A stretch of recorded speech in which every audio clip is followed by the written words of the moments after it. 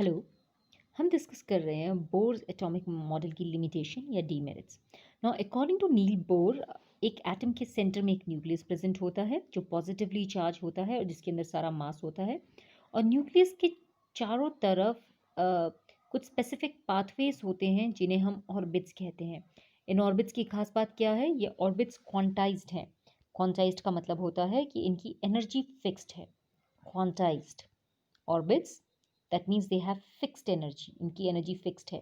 जब तक कोई इलेक्ट्रॉन इस ऑर्बिट में प्रेजेंट है तो तब तक वो अपनी एनर्जी ना तो लूज करेगा ना ही गेन करेगा। So this is called in quantized orbit. एक एटम के पास जो ऑर्बिट्स होते हैं उनको नाम दिए गए हैं K, L, M, N O P, या हम इनको बोल सकते हैं 1, 2, 3, 4 and so on. So according to Bohr's atomic model, इसकी लिमिटेशंस में ये प्रॉब्लम आई थी कि वो सिर्फ हाइड्रोजन एटम का लाइन स्पेक्ट्रा ही एक्सप्लेन कर पाया और बाकी किसी का लाइन स्पेक्ट्री को एक्सप्लेन नहीं कर पाया। लाइन स्पेक्ट्रा को हम बाद में डिटेल में डिस्कस करेंगे, बट फिलहाल आपके समझने के लिए line spectra is something like an X-ray जिसमें कुछ लाइंस खींची हुई होती हैं। इसको लाइन स्पेक्ट्रा कहते हैं। जिस तरह से हर इंसान का अलग डीएन एक अलग फिंगरप्रिंट होता है, उसी तरह से हर एटम का एक अलग से लाइन स्पेक्ट्रा प्रेजेंट होता है।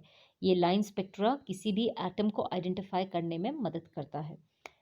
सो बोर एटॉमिक मॉडल सिर्फ हाइड्रोजन का लाइन स्पेक्ट्रा एक्सप्लेन कर पाया और किसी का लाइन स्पेक्ट्रा एक्सप्लेन नहीं कर पाया। सेकंड, नील बोर का जो मॉडल था वो स्टार्क इफेक्ट और जीमन इफेक्ट को एक्सप्लेन नहीं कर पाया। स्टार्क इफेक्ट का मतलब है splitting of spectral line in electric field. अब मानिए कि आपके लाइन स्पेक्ट्रा में एक लाइन है, ये बहुत मोटी सी आपके पास एक लाइन है, और अगर आप इसे इलेक्ट्रिक फील्ड देते हैं, इलेक्ट्रिक फील्ड मतलब इसके चारों तरफ इलेक्ट्रिसिटी अगर स्प्रेड करती है, तो ये जो लाइन है ये स्प्लिट अप हो जाएगी इनटू थिनर लाइंस। इसको हम स्टार्क इफेक्ट कहते हैं।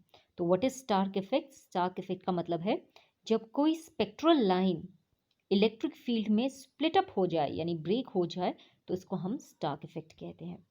Similarly there is something known as a Zeeman effect. Zeeman effect भी ऑलमोस्ट सिमिलर है। मान लीजिए आपके पास कोई लाइन है और आप उसे मैग्नेटिक फील्ड देते हैं और वो ब्रेक हो जाती है इनटू स्मॉलर लाइंस, तो हम इसे जीमन इफेक्ट कहते हैं। तो नील बोर ना तो स्टार्क इफेक्ट को एक्सप्लेन कर पाए ना ही जीमन इफेक्ट को एक्सप्लेन कर पाए। जीमन इफेक्ट है splitting of spectral line in an in a magnetic field. Niels Bohr की मॉडल की एक और कमी ये थी कि वो एटम्स के बीच की बॉन्डिंग को एक्सप्लेन नहीं कर पाए। मान लीजिए आपके पास वाटर मॉलिक्यूल है H2O, जिसमें दो हाइड्रोजन और एक ऑक्सीजन है। तो ये हाइड्रोजन और ऑक्सीजन किस कारण से आपस में जुड़े हुए हैं, इस बॉन्डिंग को नील बोर एक्सप्लेन नहीं कर पाए। NaCl, सोडियम क्लोराइड, नमक, इसके इसमें भी सोडियम और क्लोरीन किस कारण से एक दूसरे से चिपके हुए हैं या बॉन्डेड है, इसको नील बोर एक्सप्लेन नहीं कर पाए। नील बोर एटम के नेचर को भी एक्सप्लेन नहीं कर पाए। According to Niels Bohr, atom एक पार्टिकल है। पार्टिकल मतलब एक सॉलिड सब्सटेंस है जिसका अपना मास है, जो स्पेस ऑक्यूपाई करता है।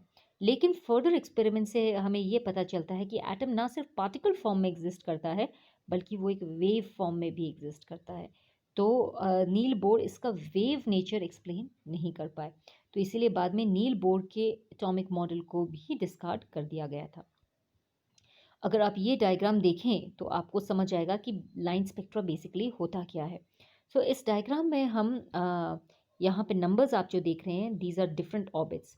n इज इक्वल टू 1 यानी कि K series, n is equal to 2 यानी कि l second orbit, n is equal to 3 m third orbit, n is equal to 4 n fourth orbit, n is equal to 5, this will be n is equal to 5, this will be the fifth orbit, n is equal to 6 p and p and q and r and so on। तो यहाँ पर हमारे पास orbits के नाम numbers दिए गए हैं और इनको हम के एल एम एन ओ के फॉर्म में भी रिप्रेजेंट कर सकते हैं। नाउ आपको ये स्पेक्ट्रम समझने से पहले दो तीन चीज़ों के बारे में जानना ज़रूरी है कि सबसे पहले व्हाट इज स्पेक्ट्रा। स्पेक्ट्रा या स्पेक्ट्रम क्या चीज़ होती है? स्पेक्ट्रम का मतलब होता है a wide variation of any kind of radiation, यानी कि जो भी एनर्जी है, एनर्जी को हम जब ascending to descending order arrange करते हैं तो हम उसे स्पेक्ट्रा कहते हैं। ये देखिए, this is basic electromagnetic spectra. Electromagnetic spectra, हमारी ज़्यादातर एनर्जी सूरज से आती है, तो हम सूरज का इलेक्ट्रोमैग्नेटिक स्पेक्ट्रम बनाते हैं। तो आप यहाँ देख सकते हैं कि this is ultraviolet radiation, UV radiation. ये जो है this is known as the visible radiation, जो हम देख सकते हैं। और ये वाला जो पार्ट है इसको हम इंफ्रारेड रेडिएशन कहते हैं, जिसे हम देख नहीं सकते लेकिन हम महसूस कर सकते हैं। इंफ्रारेड रेडिएशन को हम हीट वेव्स भी कहते हैं। ये बिल्डिंग के अंदर तक आ जाती है। अल्ट्रावायलेट रेडिएशन की एनर्जी सबसे हाईएस्ट होती है, यानी कि वो सबसे सॉलिड से सॉलिड पार्टिकल के अंदर भी एंटर कर सकती है। इसीलिए सबसे ज़्यादा डैमेज अल्ट्रावायलेट रेडिएशन कॉज करते हैं। ये डीएनए को डैमेज करते हैं, डिजीजेस कॉज करते हैं। इंफ्रारेड रेडिएशन यानी हीट रेज की एनर्जी सबसे कम होती है और ये कम डैमेज करते हैं।